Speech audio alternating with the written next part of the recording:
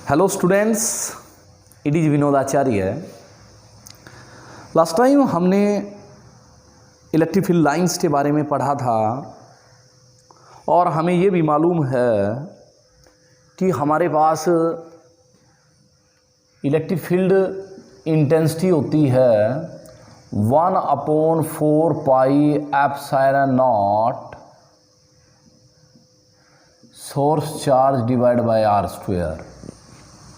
Yes, in terms of vector form it is like that, and in terms of magnitude it is 4 pi epsilon naught q upon r square E। और ये जो हमने electric field intensity पढ़ी थी, ये तब पढ़ा था हमने जो हमारा सोर्स चार्ज है वो पॉइंट चार्ज है, उसका जो साइज है वो थोड़ा है। सोर्स चार्ज का जो हमारे पास साइज है वो बहुत थोड़ा है, पॉइंट के बराबर है, तो पॉइंट चार्ज के लिए हमारा ये फॉर्मूला रहता है। दूसरा, जब हमने चार्जिंग मेथड्स पढ़े थे उस समय भी हमने देखा था, देखिए याद कीजिए, मान लो हमारे पास ये प्लेट है, इसको आपने पॉजिटिव चार्ज करना है। मेथड जितने भी हैं, चाहे इसको पॉजिटिव चार्ज करते हैं हम, ये मान लीजिए यहाँ पॉजिटिव चार्ज आया, फिर दूसरा भी आ रहा है। अब ये देखो, दो पॉजिटिव चार्ज देने से इनके बीच में रिपल्सन हो रहा, इसीलिए ये थोड़ा दूर जाना जाएगा, और पॉजिटिव चार्ज आए और आए और आए, इनके बीच में रिपल्सन हुई। धीरे धीरे ये जो सारा चार्ज है जो हमने दिया है इस बॉडी को, वो इसके पूरे सरफेस के ऊपर रिपल्सन की वजह से यूनिफॉर्मली डिस्ट्रीब्यूटेड का मतलब क्या हो जाता है, इसका डिस्ट्रीब्यूशन हो जाता है ओवर द होल सरफेस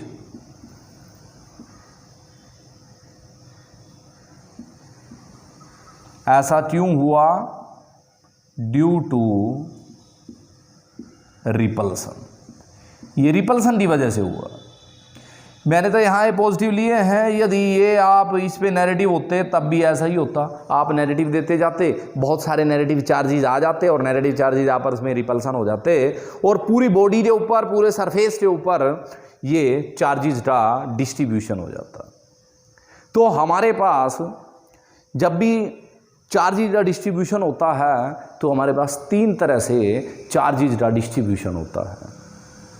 हमारे पास तीन तरह से चार्जेस का डिस्ट्रीब्यूशन होता है और इनके जो नाम हैं वो हमारे पास है linear charge distribution,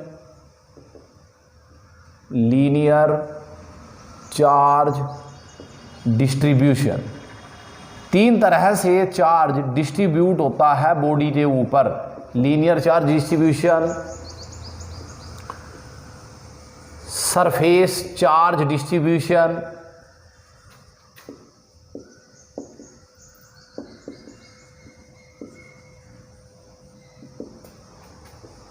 volume charge distribution,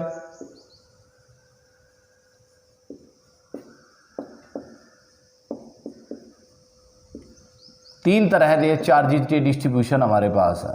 linear charge distribution, then surface charge distribution and at last volume charge distribution.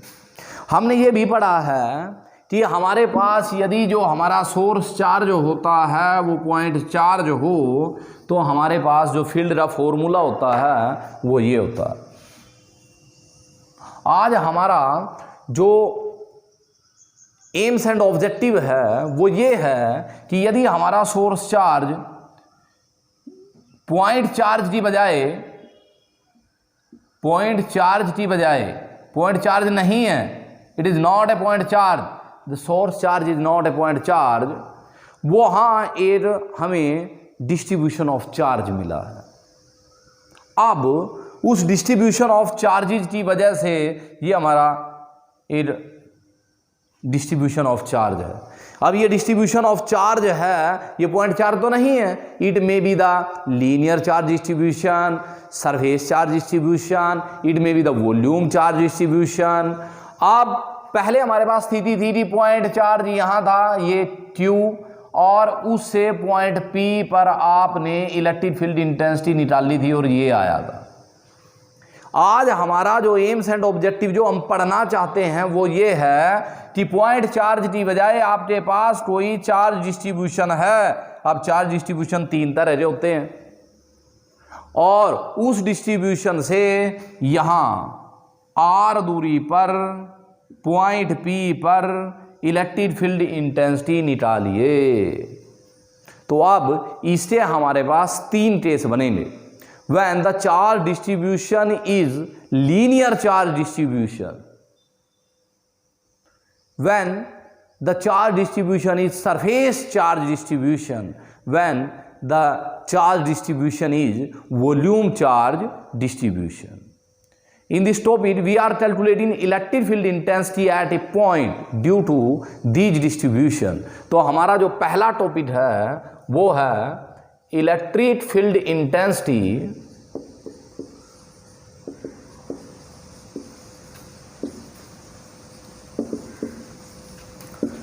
Due to linear charge distribution. हमने लीनियर चार्ज डिस्ट्रीब्यूशन लिया है और उस डिस्ट्रीब्यूशन की वजह से उस किसी पॉइंट P पर जो उससे r दूरी पर है फील्ड इंटेंसिटी कितनी होगी, electric field intensity due to a linear charge distribution. अब पहले ये देखते हैं ये लीनियर चार्ज डिस्ट्रीब्यूशन क्या होता है। ये लीनियर चार्ज डिस्ट्रीब्यूशन क्या होता है?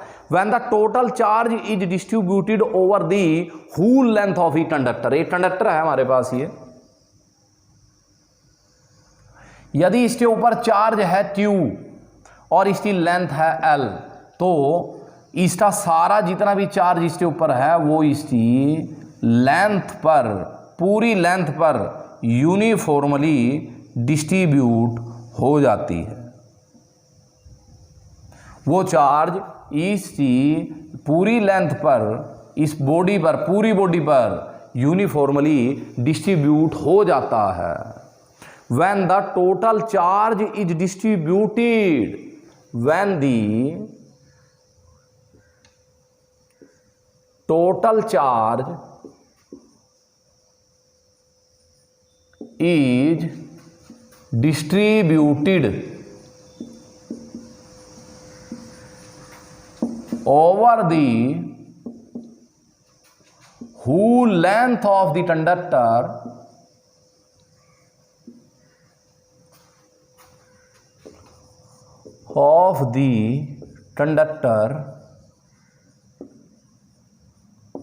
then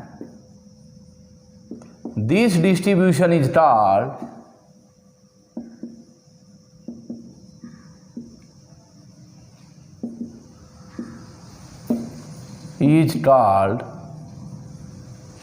linear charge distribution.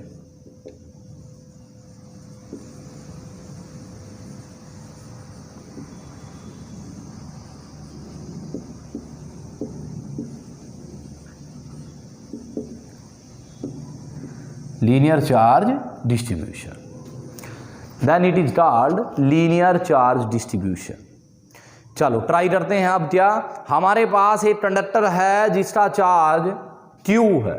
Consider a conductor of total charge, consider a conductor of charge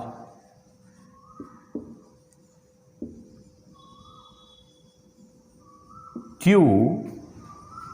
and length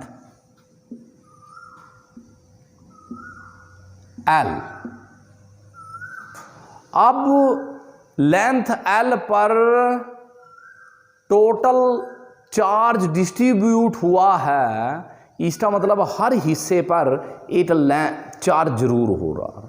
तो ऐसी एक टर्म हमारे पास आती है, उसको बोलते हैं हम lambda, charge per unit length. Let lambda is charge per unit length called linear charge density.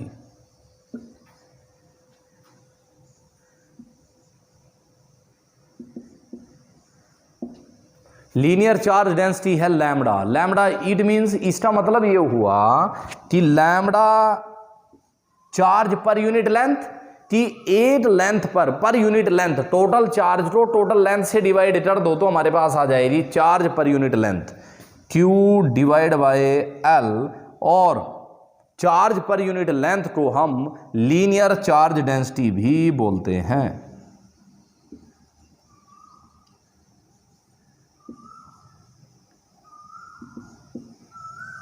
इसकी चाहे कितनी भी एक यूनिट लेंथ पर कितना चार्ज हो रहा, लैम्बडा इज दी, लैम्बडा क्या है, linear charge density, charge per unit length. इसकी यूनिट लेंथ ले लो, पूरी लेंथ में से यदि इसके छोटे छोटे यूनिट बना दिए जाएं तो उस यूनिट की वो जो चार्ज आएगा वो कितना आएगा, लैम्बडा आएगा। अब ये देखिए, हम मानते हैं एक पॉइंट P यहां,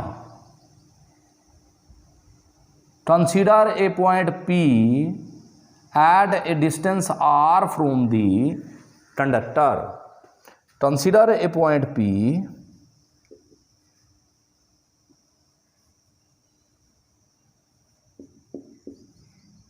eight a distance R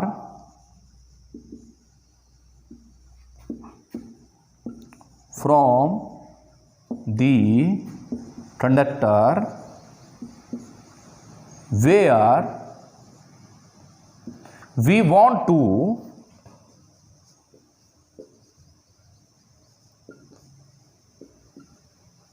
calculate E, जहां पर हम इलेक्ट्रिक फील्ड इंटेंसिटी निकालना चाहते हैं।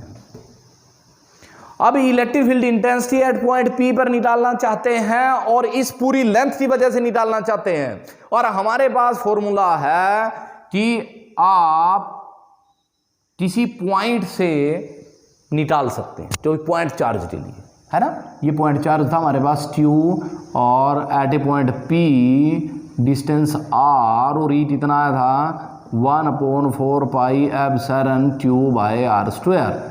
पर अब तो यहां डिस्ट्रीब्यूशन आ रहा है, अब हमने क्या किया, इसके छोटी छोटी यूनिट बना ली है। अब इसकी क्या किया हमने, वेरी वेरी स्मॉल लेंथ के एलिमेंट बना लिए हैं।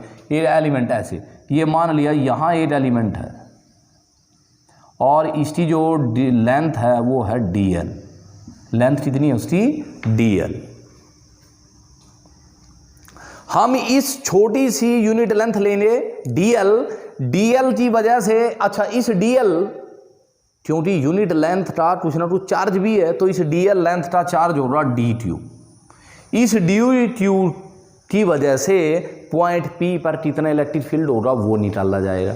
फिर ऐसे ही दूसरी ली जाएगी, फिर एक यूनिट लेंथ और ली जाएगी, फिर यूनिट लेंथ ली जाएगी, फिर दूसरी यूनिट लेंथ ली जाएगी, ऐसे ऐसे बहुत सारी यूनिट लेंथ इसमें बन जाएंगी। छोटे छोटे एरिया एलिमेंट, छोटे छोटे लेंथ एलिमेंट बन जाएंगे।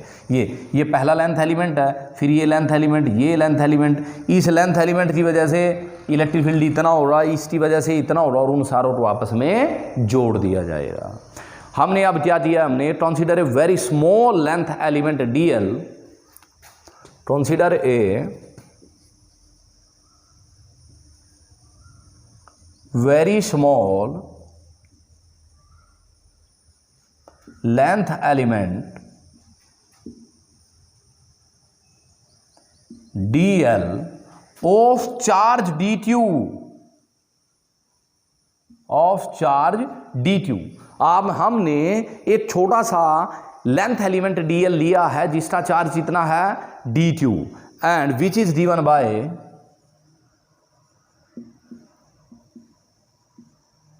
बताओ भाई dq की वैल्यू कैसे निकाल सकते हैं हम।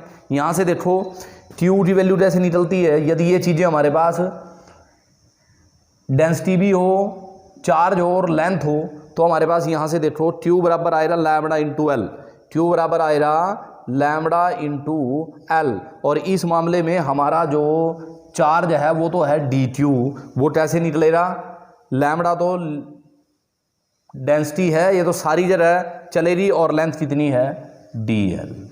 इसका मतलब ये हो गया कि यदि आप किसी भी एक लेंथ का वो निकालना चाहते हो चार्ज, तो आप लैम्बडा से उस लेंथ को मल्टीप्लाई कर दो। ये देखो हमने यही किया, एक डी एल एक एलिमेंट लिया, उसका चार्ज डी क्यू है, तो डी क्यू की वैल्यू कितनी बनेगी, lambda into D L, lambda into D L. अब इस डी क्यू की वजह से, इसकी वजह से इस पॉइंट पर इलेक्ट्रिक फील्ड इंटेंसिटी निकालते हैं, ये पहले लेंथ एलिमेंट की वजह से।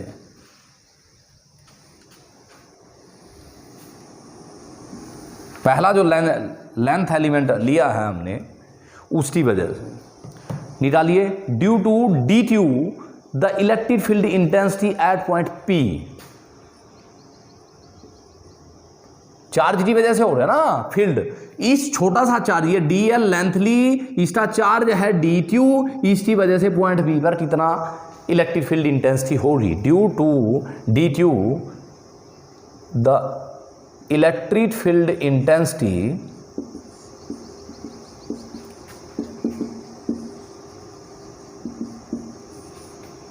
Eight point P is DE, ये हुआ 1/4 एप्सिलॉन नॉट, चार्ज जितना हमारा DQ divide by R square, yes इतना बनेगा भाई। इस पॉइंट P पर DL लेंथ एलिमेंट से जिसका चार्ज DQ है, उसकी वजह से यहाँ जो इलेक्ट्रिक फील्ड बनेगा वो कितना बनेगा DE, उसका क्या नाम दिया हमने DE। ऐसे ही दूसरा एलिमेंट और लो, यहाँ ले लिया, ये पहला, हाँ भाई पहला, इसकी वजह से DE आया, दूसरा एलिमेंट लेता हूँ, फिर DE1 आ जाएगा, फिर DE2 आएगा, फिर DE3 आएगा, ऐसे आते जाएंगे, ये सारे DE आपस में जोड़ लिए जाएंगे, वेक्टर सम हो जाएगा, और इस पॉइंट P पर इलेक्ट्रिक फील्ड इंटेंसिटी आ जाएगी। पर ये प्रोसीजर तो बड़ा टफ पड़ेगा। ये देखिए यहाँ ये लेंथ एलिमेंट लिया, ये लेंथ एलिमेंट, ऐसे ऐसे लेंथ एलिमेंट मान लो हमने 100 बना लिए, तो 100 बार हमने इलेक्ट्रिक फील्ड इंटेंसिटी निकालनी पड़ेगी, फिर उन 100 को 100 बार जोड़ना पड़ेगा, तब जाके हमारे पास टोटल आएगा। दूसरा तरीका आपने पढ़ लिया है, +1 में भी हम यही करते थे कि यदि ये लेंथ एलिमेंट है, इस लेंथ एलिमेंट का थोड़ा सा, ये सारी लेंथ L है ना इसकी, ये L, इस टाइप छोटे हिस्से के लिए हमने इलेक्ट्रिक फील्ड निकाल लिया है, पूरी के लिए इसके सारे पार्ट जोड़ दो, या फिर पूरी लेंथ के लिए इसका इंटीग्रेशन कर दो, वो इंटीग्रेशन का मेथड होता है। तो टोटल यहाँ हम निकाल देते हैं, total electric field intensity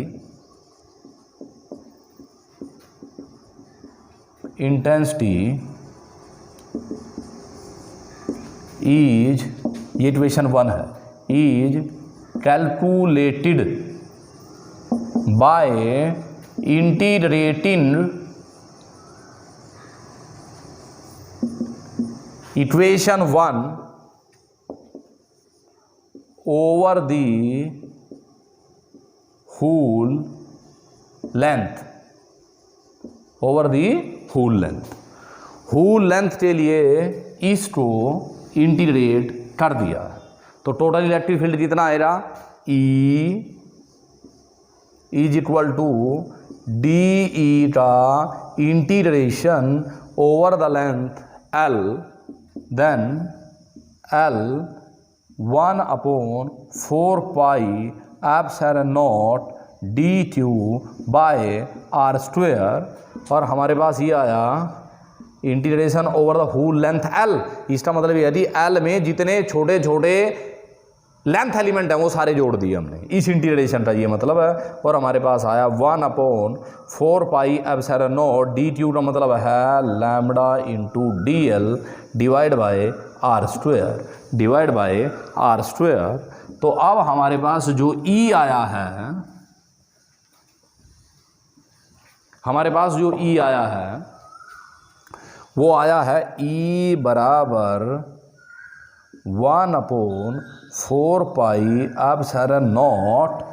lambda constant है, लैम्डा भी हमने बाहर ले लिया और ये हुआ एल, ऊपर आ गया dl/r²।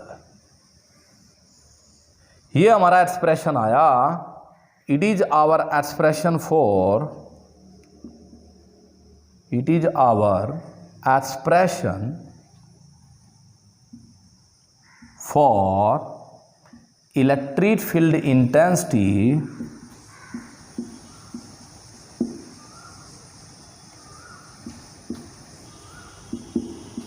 electric field intensity at a point due to linear charge distribution, linear charge distribution.